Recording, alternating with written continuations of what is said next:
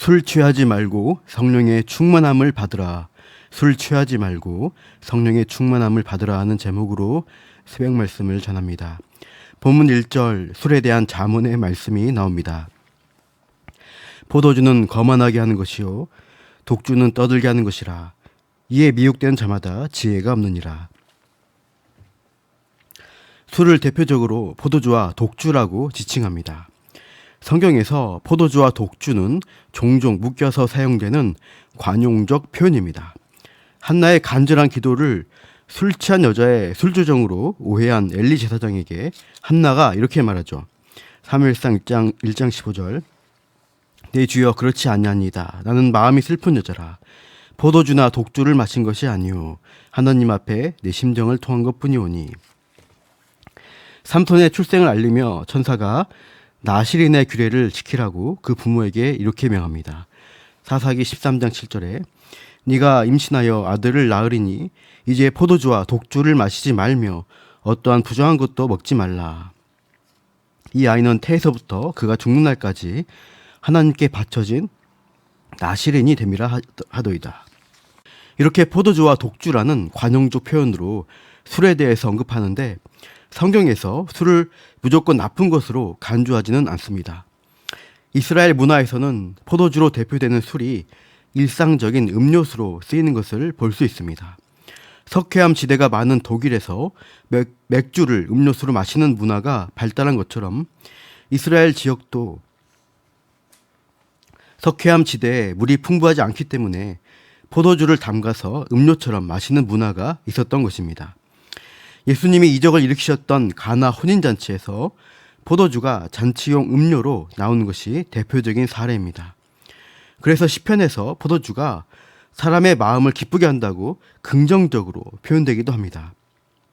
시편 104편 15절 사람의 마음을 기쁘게 하는 포도주와 사람의 얼굴을 윤택하게 하는 기름과 사람의 마음을 힘있게 하는 양식을 주셨도다. 시편 4편 7절에 주께서 내 마음에 두신 기쁨은 그들의 곡식과 새 포도주가 풍성할 때보다 더하니이다. 전도서에도 이렇게 나옵니다. 전도서 10장 19절 잔치는 희락을 위하여 베푸는 것이요 포도주는 생명을 기쁘게 하는 것이나 돈은 범사에 이용되느니라. 결혼식이나 수학의 기쁨을 누리는 자리에서 사람의 기분을 좋게 하는데 포도주만한 것이 없기에 이렇게 긍정적인 용도로 쓰이고 있습니다. 뿐만 아니라 제의적으로도 포도주가 쓰입니다. 출애굽기 29장에서 제사 규례 중 포도주를 드리도록 했습니다. 매일 드리는 상번제를 드릴 때 어린 양 번제에 곁들여 곡식 가루와 더불어 포도주를 전제로 부어드리도록 명하신 것이죠. 창세기에서 메소포타미아 연합군을 쳐부수고 돌아오는 아브라함을 멜기세덱이 축복합니다.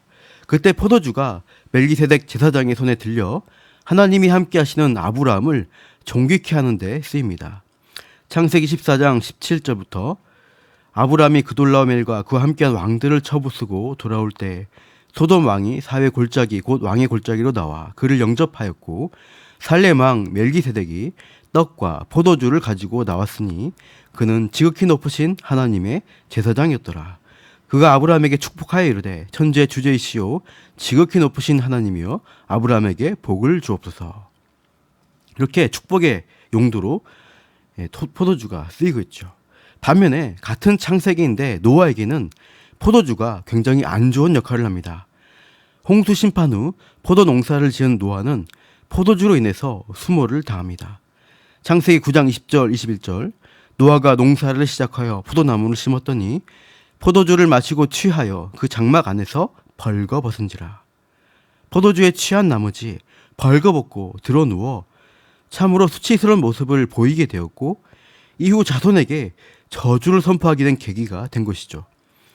이렇게 포도주가 기쁨과 존귀를 드러내는 용도로 쓰이기도 하지만 남용될 때는 큰 문제를 일으킬 소지가 있어서 중요한 직분자에게는 금지 품목으로 규정되기도 합니다. 레위기 10장 9절에 너와 내 자손들이 회막에 들어갈 때에는 포도주나 독주를 마시지 말라. 그리하여 너희 죽음을 면하라. 이는 너희 대대로 지킬 영영한 규례라. 제사의 직무를 수행해야 하는 제사장에게 있어서 거룩한 회막에서 포도주나 독주에 취해서 들어갔다가 경거망동했다가는 죽을 수가 있다는 무서운 경고를 하신 것입니다. 또 하나님께 서원하여 거룩한 언행으로 자신을 구별해야 하는 나실인에게도 금하셨습니다.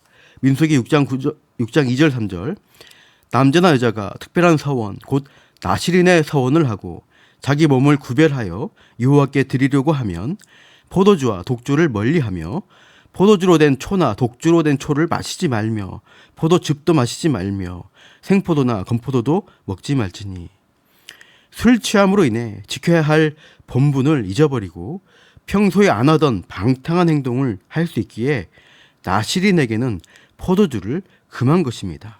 또 제사의 일을 할 때 제사장에게도 금한 것이죠. 오늘 잠언 본문은 포도주나 독주로 대표되는 그 술이 일으키는 문제 행동이 무엇인지를 가르쳐주고 있습니다. 읽어보신 대로 술 취한 사람으로 거만하게 하고 떠들게 한다는 점입니다. 먼저 거만하게 한다고 했는데 거만함은 잠언 곳곳에서 경계하는 악인의 특성입니다. 잠언 8장 13절에 여호와를 경외하는 것은 악을 미워하는 것이라 나는 교만과 거만과 악한 행실과 패역한 입을 미워하느니라. 잠언 16장 18절은요. 교만은 패망의 선봉이요 거만한 마음은 넘어짐의 앞잡이니라. 이렇게 쓸데없는 자신감으로 충천해서 술 취한 사람이 함부로 말하고 행동하게 된다는 겁니다. 내가 말이야 왕년에 이렇던 사람이야 어쩌고 저쩌고 하면서 잘 나갔던 시절에 자신의 과거를 자랑하는 경우를 많이 보게 됩니다. 자아도취에 빠져서는 평소에 안 하던 자랑을 하게 되면서 주저리 말을 많이 하게 되죠. 그래서 본문 1절에서 독주가 떠들게 한다고 하는 겁니다. 그동안 억눌렸던 자기 감정을 표출하고 하고 싶은 말을 표현할 수 있게 되어서 장점이라고 할 수 있지만 대부분 경우 술 깨고 일어났을 때 본인 스스로가 부끄러워하죠. 어젯밤에 내가 혹시 실수하지 않았어? 이렇게 물어본 경우가 많습니다. 1절 하반절에서 술 취하여 거만해지고 떠드는 것을 미혹되었다고 표현합니다. 미혹된다는 것은 무슨 의미입니까? 바른 길, 정도를 걸어가지 못하게 되는 거죠. 가야 할 그 길에서 이탈해서는 비틀거리면서 엉뚱한 곳으로 가게 됩니다. 결국 타락의 길로 접어들어 인생을 망치게 되기 때문에 잠언은 지혜가 없다고 경고하는 것이죠. 술에 취하여 거만하게 되고 떠드는 등 방탕한 모습이 미혹되어 지혜 없는 사람의 모습이라는 거예요. 어제 주일 설교 야고보서에서는 욕심에 끌려 미혹된다고 했습니다. 욕심과 욕망 때문에 가지 않아야 할 자리까지 스스로 속으면서 가버리는 게 미혹된다는 겁니다. 술 취함이 그렇습니다. 적당히 마시고 절제할 수 있으면 어느 정도 술이 유익하기도 합니다. 사도 바울은 몸이 약한 디모데에게 이렇게 권했습니다. 디모데전서 5장 23절에 이제부터는 물만 마시지 말고 내 위장과 자주 나는 병을 위하여는 포도주를 조금씩 쓰라. 속병을 다스리기 위한 약의 용도로 조금씩 적당한 정도로 포도주를 쓰라고 권면합니다. 성찬식에서도 원래대로 하면 알코올기가 있는 포도주를 써야 합니다. 신학생 시절 제가 교육 전도사로 섬긴 교회가 정통 개혁파 전통을 추구했습니다. 진짜 발효된 포도주를 성찬식에 사용했는데요. 1년에 4번 성찬식을 했는데 성찬식 때마다 적은 양이지만 알코올이 있는 포도주를 마시고 캑캑거리는 기침 소리가 여기저기서 나곤 했던 기억이 납니다. 예수님이 제정하신 성만찬을 기념하는 용도로 분명한 목적과 방향에 맞게 절제하며 사용될 때는 문제가 없습니다. 그러나 술이라는 게 마시면 기분을 좋게 하고 중독성이 있다 보니까 절제하지 못하는 경우가 많아서 문제가 되는 것입니다. 뒤에 나오지만 잠언 23장에서는 술 중독 상태를 이렇게 묘사합니다. 23장 31절부터 제가 읽어보겠습니다. 포도주는 붉고 잔에서 번쩍이며 순하게 내려가나니 너는 그것을 보지도 말지어다. 그것이 마침내 뱀같이 물 것이요 독사같이 쏠 것이며 또 내 눈에는 괴이한 것이 보일 것이요 내 마음은 구부러진 말을 할 것이며 너는 바다 가운데 누운 자 같을 것이요 돛대 위에 누운 자 같을 것이며 내가 스스로 말하기를 사람이 나를 때려도 나는 아프지 않냐고 나를 상하게 하여도 내게 감각이 없도다. 내가 언제나 깰까 다시 술을 찾겠다 하리라. 술이 독사같이 물고 쏘면서 헛기해 보이고 혀 구부러진 말을 하면서 때려도 안 아파. 술에 미혹된 그 정신으로 싸움도 하고 마구 행패를 부르기까지 하는 거죠. 그러다 술 깨면 또 술을 찾겠다는 그런 중독 증상에 빠지기 쉽기 때문에 잠언에서는 너는 그것을 보지도 말라고 경고하는 겁니다. 술에 대한 탐닉에 빠져서 결국 알코올 중독같이 되어버리면 판단력을 잃어버리고 방탕하고 죄성대로 행동하다가 결국 그 인생이 비참하게 된 경우가 얼마나 많은지 모릅니다. 특히 예로부터 우리나라 사람들이 음주 가무를 즐기는 문화다 보니 조선말 외국 선교사님들이 들어와서 보니 술로 인한 폐해가 너무 심한 것이죠. 음주 때문에 호기를 부린다며 나쁜 행동을 일삼는 것입니다. 싸움을 벌이고 행패를 부리고 도박에 빠져서 패가 망신하기도 합니다. 집에 와서 아내와 가족을 폭행하는 등 온갖 죄를 유발하는 것이 술 취하는 문제였던 것이었습니다. 그래서 선교사님들이 조선 사람, 한국 사람에게는 술을 금하기로 한 선교적 주범을 정한 것이죠. 그것이 한국 교회의 전통이 되어서 우리나라에서는 기독교인이라면 금주하는 것을 덕스럽게 여기며 지금까지 지켜온 것입니다. 성경이 우리에게 강조하는 것은 무엇입니까? 흔히 농담 삼아 말하듯 술 주자 주님을 찾지 말고 우리 인생의 주인이신 진정한 주님을 찾으라는 겁니다. 에베소서 5장 18절 말씀, 술 취하지 말라 이는 방탕한 것이니 오직 성령으로 충만함을 받으라. 술 취하는 것은 방탕하여 죄를 짓기 쉽게 합니다. 믿는 성도가 술에 취해서 죄 짓고 방탕하게 지낸다면 그것은 매우 덕이 안 되는 모습입니다. 하나님의 말씀은 술로 방탕함을 충만하게 할 것이 아니라 성령으로 충만함을 받으라고 명령하십니다.